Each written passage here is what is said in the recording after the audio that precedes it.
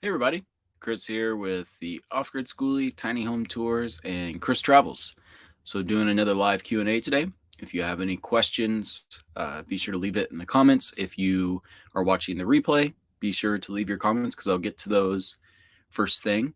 Typically I respond to the Facebook comments, so follow Tiny Home Tours or Chris Travels on Facebook and you'll get notified. So first question from D. Megan. And again, this is a pre-recorded question. If you have questions today, be sure to leave it in the comments. D, being on the road, how is mail received? So I personally just have mail sent back home. And then anything important, I get pictures sent to me. And then anything that I need to do with that piece of mail, I can just look at the picture, forwarding address or whatever I need to do, get that done. There are services out there like Escapees, where they will basically scan all your mail, send it to your email inbox, and you're able to do it that way. So there are services out there, especially as nomad life is becoming more and more popular. A lot more people are doing it, so a lot more services are popping up. So be sure to check that out. Char, how is traveling in a tiny space with a large German Shepherd dog? So the reason why I went with the German Shepherd is they are actually okay in small spaces as long as their people are there. While doing research on different breeds, German Shepherds are known as apartment dogs. Some of them do get separation anxiety. My German Shepherd does get separation anxiety. I do have to be careful with how long that I leave him and what's out for him to potentially chew on. But typically, if there's another dog with him, if somebody's around, he is totally fine in a small space. And also, it's just finding that balance. Like a lot of times we will go out on hikes, we'll go out on runs, we'll go out exploring pretty much every day. We walk anywhere from 2 to 4 miles every single day, so he gets plenty of exercise. So that's not an issue at all. So once again, thanks everybody for joining. If you do have any questions, be sure to leave it in the comments. I will go back to the comments from the previous video.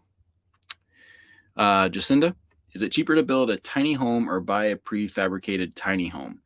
So it's looking as though prefabricated is the way to go. There is a company called Boxable. I believe it's the same company that Elon Musk, he has the $50,000 tiny home that he lives in Texas. I've been doing a lot of research. I've been doing a lot of research on them. It's $49,000. That's delivered anywhere in the United States. The only thing you have to get is your bed and your couch. Comes with a kitchen, bathroom, washing machine, laundry. Like, it's a really cool kit. And if we, when we do the tiny home community, I plan on having a couple of those units. So $49,000 for your home, delivered to you. And all you need to do is provide the bed and the couch. That is pretty amazing. So I would go with a prefabricated home. Of course, you can't customize that.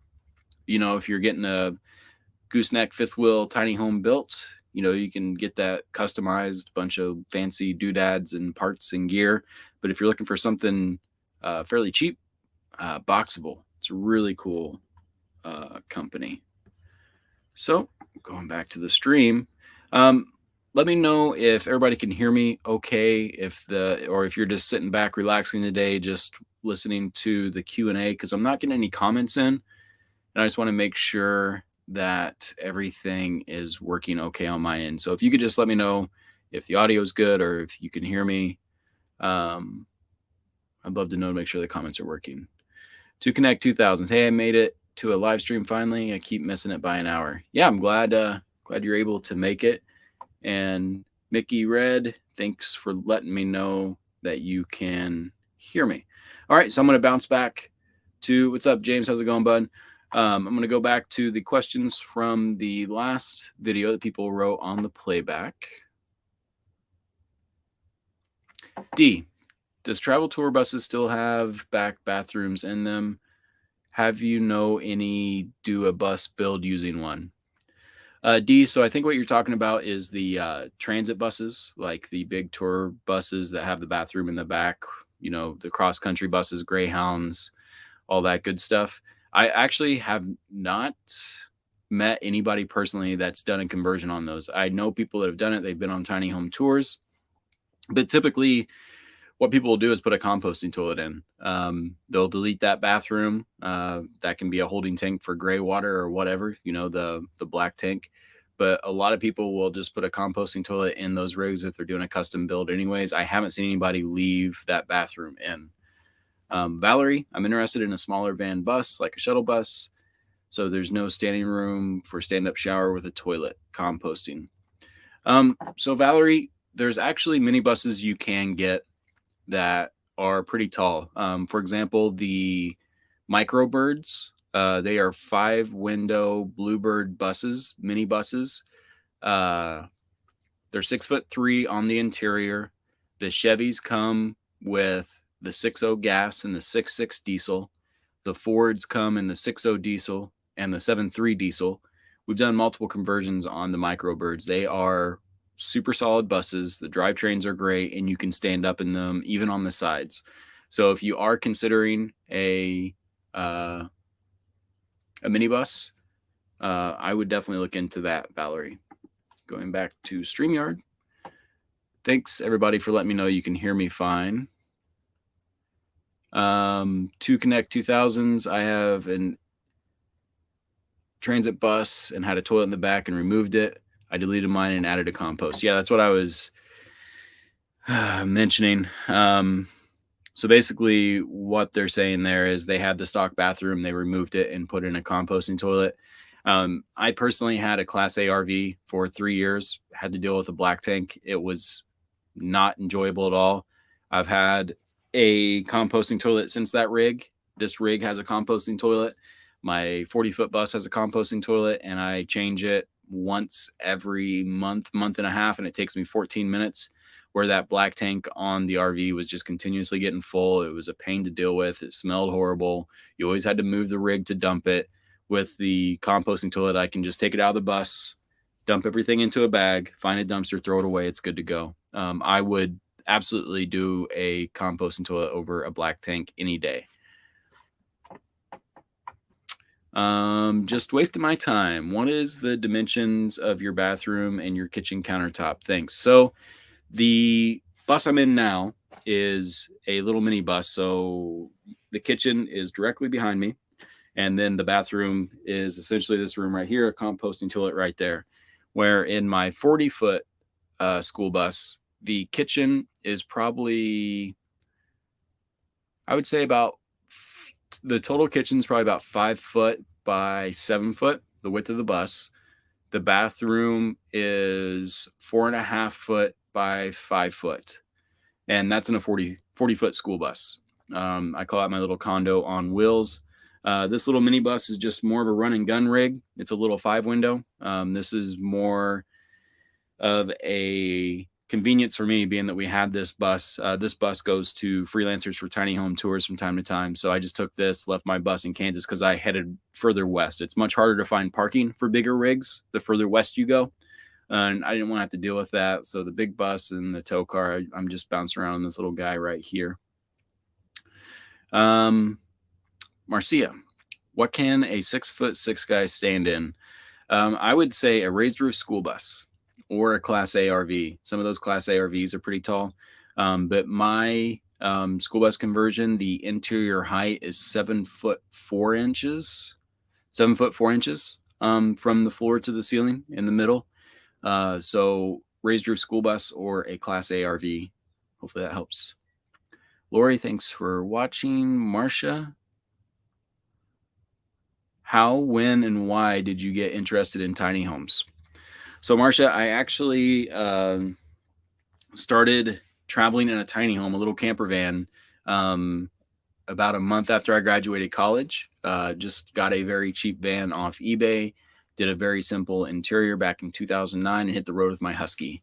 We've been living this lifestyle ever since. And meeting Nomads, featuring Nomads, was just kind of a side project, which turned into tiny home tours. And now we have a team. So very blessed to be born at the right time to have the internet and do this. Earl, love your channel. Thanks for watching, bud. Rico, what's up, Mikey? Cobe's doing well. He's in the house right now. Hope everything's well with you, bud.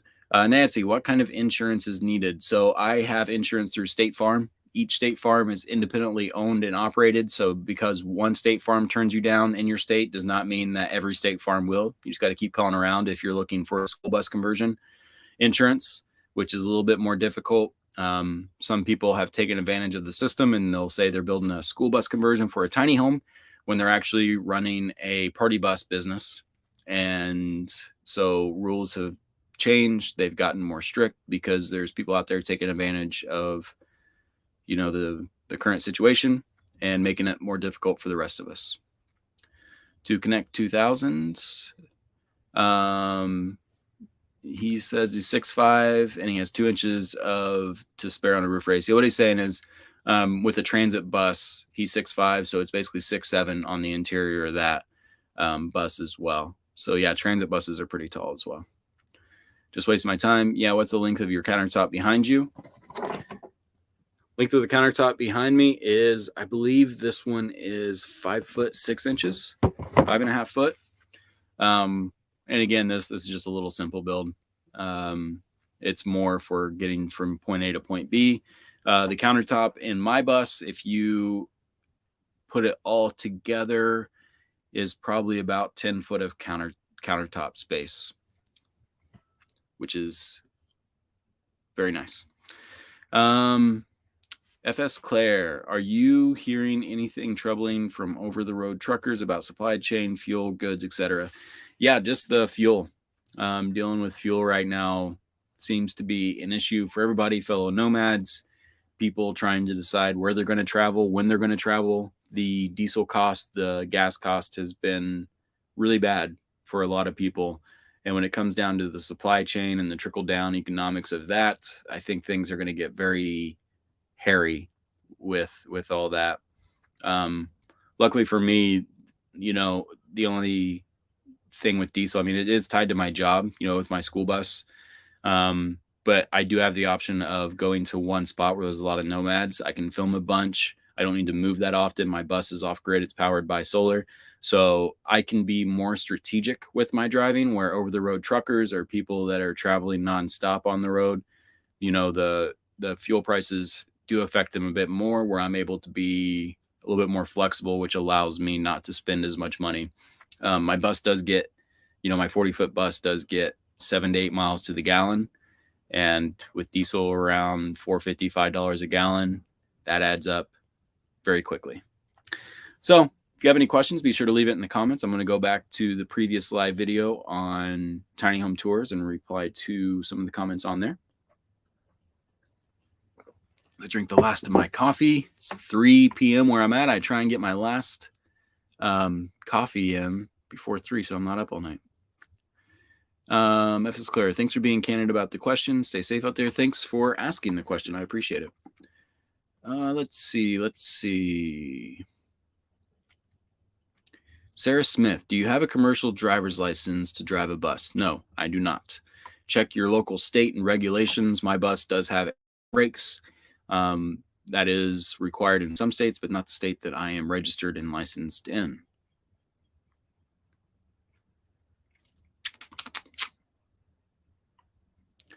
Beth, do you have a small vehicle that you can use to go back and forth to town when you are stopped for a month? Yes, I do, Beth.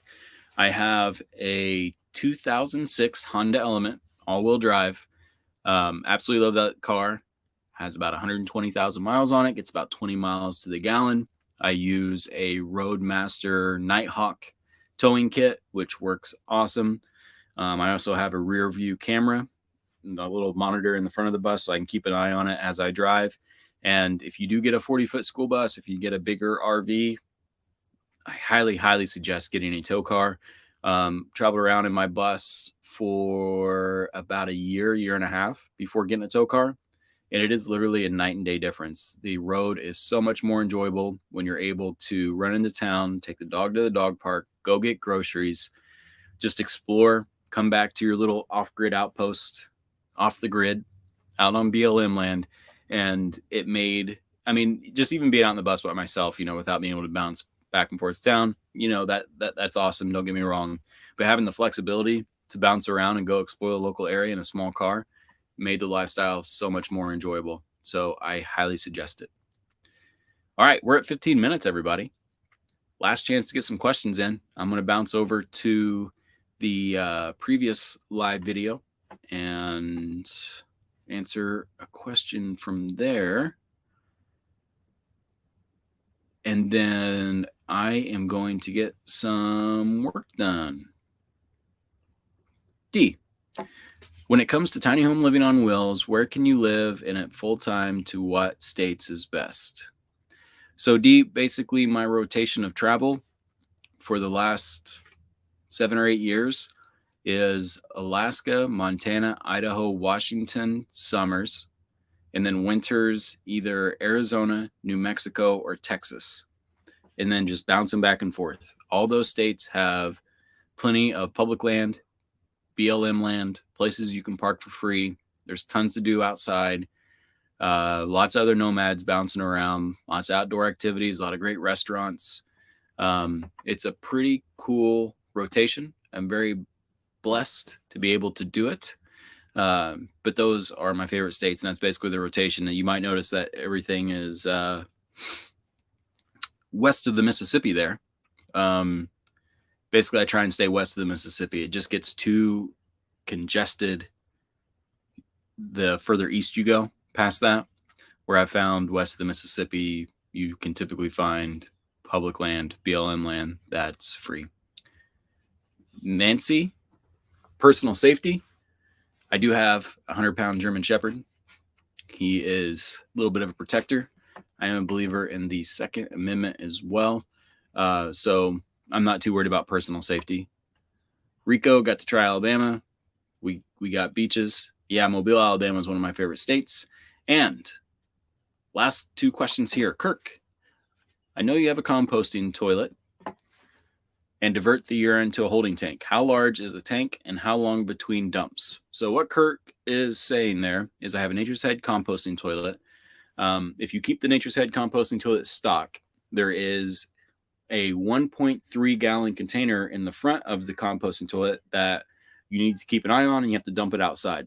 Where what I did is I have PVC pipe that is connected to the toilet, which drains down to a 30-gallon. It was a freshwater tank, a 30-gallon freshwater tank where all the urine goes. And then, Kirk, to answer your question, it is about a month to about a month and a half that will last. Depends on how many people that I have coming in and out of the bus. Depends on if it's just me. Depends on if I'm out in the middle of nowhere and I can pee outside. Like, say, for example, out hiking with the dog or trail running with the dog. I'll just go pee in the woods, right? So it's very conditional, but typically that 30-gallon tank will last anywhere from a month and a half, depending on some factors. But I highly suggest it because dealing with that little 1.3-gallon tank in the front of the Nature's Head is a little bit of a pain. Hope that answers your question, bud. Betty, I haven't seen your tiny build and you do a real fast scan around. Hope that's what you meant. I haven't seen you do a real fast scan around. So this is just a little tiny guy, like just closet area, kitchen, fridge, composting toilet, gear storage, and couch. And that is this little mini guy. Nancy, you're welcome. Marcia, do you ever get tired of living in such a small area? I do not. I do miss my larger bus, but to be honest, this lifestyle, whatever I'm living in, I'd miss the lifestyle more than being in a bigger spot. I enjoy the lifestyle a monumental amount, and I wouldn't trade it for anything. FS Claire, are you looking for any freelance digital marketing support? Certified through University of Maryland, also former DoD intel officer looking to help out schoolie community. Contact info. So we have a team of 17 people on Tiny Home Tours, but FS Claire, I would definitely reach out to other creators that are in the process of building their team. There's tons of people trying to do the social media. There's tons of people trying to make it on the road. I appreciate the offer, but we are definitely set up at the moment. But as we grow, as we play around with different stuff, definitely reach out in the future. Just wasting my time. Do you think tiny living or a tiny house on wheels is the future? I don't know. I know it's the future for me. I plan on doing this for the rest of my life. I love this lifestyle. I suggest anybody that's considering it to give it a try. Rent a couple rigs, check out something on Airbnb, see if it's for you. It's not for everybody, but I know that I'm going to do this as long as I can in this life. Hey, Frida, how's it going in Seward? I saw your pictures on Facebook. So what she's saying is Seward, Alaska. It's where I spent 5 of my summers. It is one of my favorite places in the world, up there in Seward, Alaska on the Kenai Peninsula. So definitely enjoy it up there. Hopefully you catch a fish for me. Kirk, you're very welcome. Glad I could help. Nancy, inclement weather safety. Nancy, it's more of a stay out of states when there's going to be tornadoes or hurricanes. Like, say, for example, during hurricane season, you will not find me in Florida or Texas. If it's a situation where it's tornado season, I probably won't be in Kansas. So it's basically just avoiding those areas. And then if you are in an area, just have a safety plan, backup plan. RV Frida, my dog Simic says hi to Kobuk. How is he doing? Kobuk's doing fine. Tell your pup that I said hello as well. Kobuk's outside running in the yard right now with his friend. All right, last question from Josh Thompson. What do you think about the new inverter-driven windows and standalones AC on solar? Anyone you know use them versus mini split?